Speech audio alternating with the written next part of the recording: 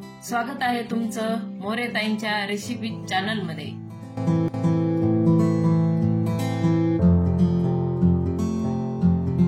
चला तर मग व्हिडिओमध्ये पुढे जाण्याआधी बेल आयकॉन दाबून चॅनलला सबस्क्राइब करा आणि सुरू करा मोरेताईंसोबत आजची ही चवदार रेसिपी बनवायला।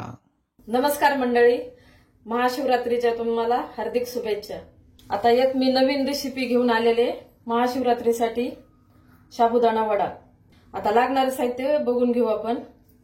हा साबुदाणा मी 1 वाटी भिजू घातला होता, पण भिजून आपल्या ह्या 2 वाटी भरलेला आहे, मोजून घेतला तर। आणि असा चांगला भिजवलेला, एकदम असं दबतोय ना, हे असं भिजवायचा। आता त्याच्यासाठी हे 4 बटाटे उकडून घेतलेले, लाल तिखट घेतलेलं आहे, मीठ चवीनुसार टाकणार आहे आणि 1 वाटी शेंगदाण्याचं थोडं जाडसर कुटून घेतलेलं आहे। तर आपण आता साबुदाण्याला काय करणार आहे, हाताने पण तुम्ही बारीक केलं तरी चालतं, पण मी याच्यातून ना थोडंसं मिक्सरच्या भांड्यातून असं थोडं फिरून घेणार आहे। म्हणजे याच्यातलं आपल्याला भिजवलेला साबुदाणा आहे का, तर त्याच्यामधलं वाफ म्हणा किंवा असं पाणी म्हणा असतंय का, ते निघून जातं। म्हणजे मग आपले वडे एकदम खुसखुशीत होते। तर मी आता फिरून घेते, हे असं एकदाच मी असं फिरून घेतलेलं आहे। असं फिरून घ्यायचं, नाही तर हाताने बारीक केलं तरी चालतंय। आता आपण बटाटे खिसून घेऊ।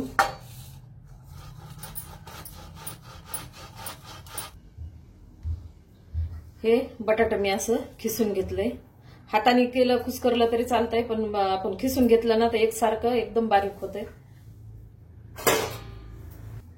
आता आपण हा बटाटा याच्यात टाकून देऊ।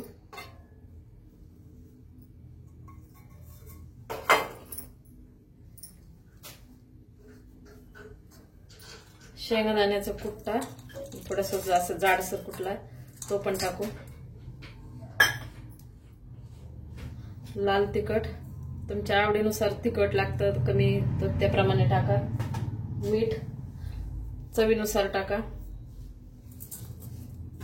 आता आपण याला मिक्स करून घेऊ।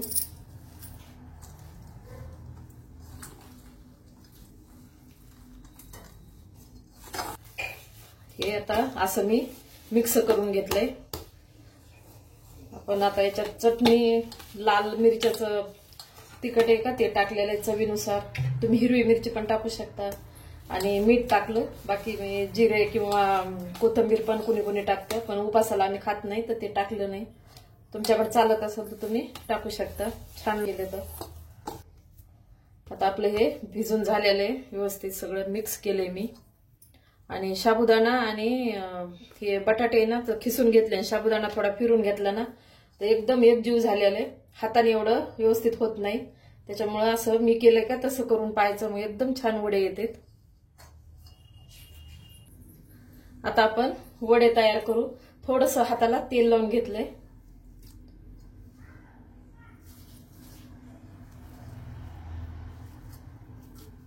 आधी थोडंसं दोन्ही हाताने असं एकजीव करायचं आणि नंतर मग आपण वडा दाबून घेऊ।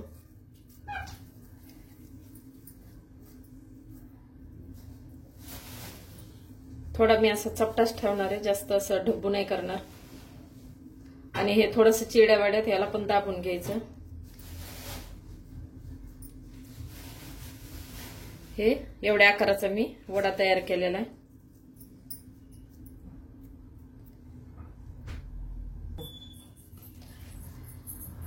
आता राहिलेले ना असेच मी आधी तळ्यापुरते आपल्याला काय करणार आहे, वडे तयार करून घेते, नंतर मग तळून तुम्हाला दाखवते। त्याच साईजचा हा पण वडा केला मी तयार।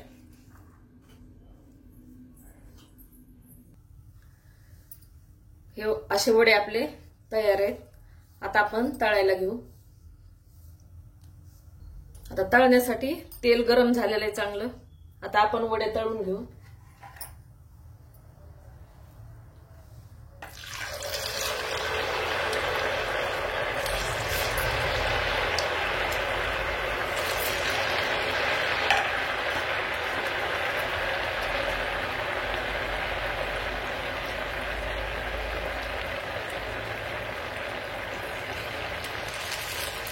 लवकरच आपल्याला त्याला हात नाही लावायचा, थोडा वेळ असं हे बुडबुडे एकदम येऊ द्यायचे.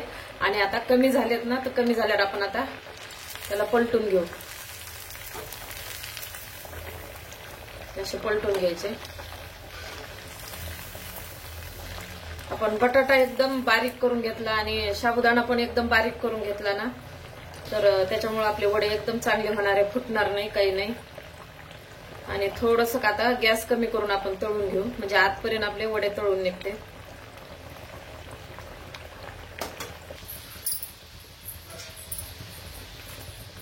आपण ना थोडासा कमी गॅस केलता नंतर ना, ते बघा किती छान तळलेत, किती कलर चांगला आलाय.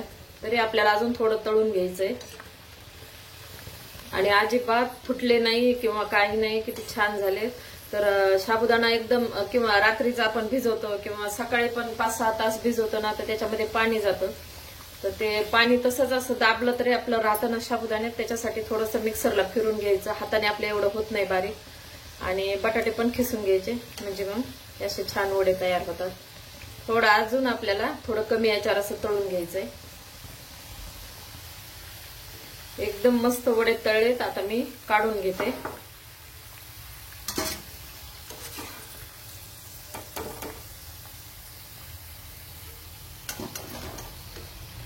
आता राहिलेले असेच मी तळून घेते.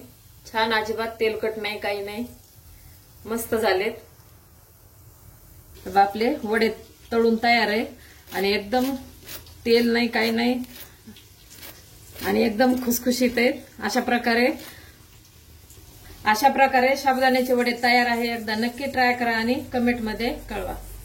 तुम्हाला हा व्हिडिओ आवडला असेल तर लाईक करा आणि अशाच प्रकारच्या चवदार आणि चमचमीत रेसिपीसाठी सबस्क्राईब करा. आणि कमेंटमध्ये कळवा तुम्हाला कोणत्या रेसिपीज बघायला आवडतील. पुन्हा भेटूया एका नवीन रेसिपीसह एका नवीन व्हिडिओमध्ये. धन्यवाद.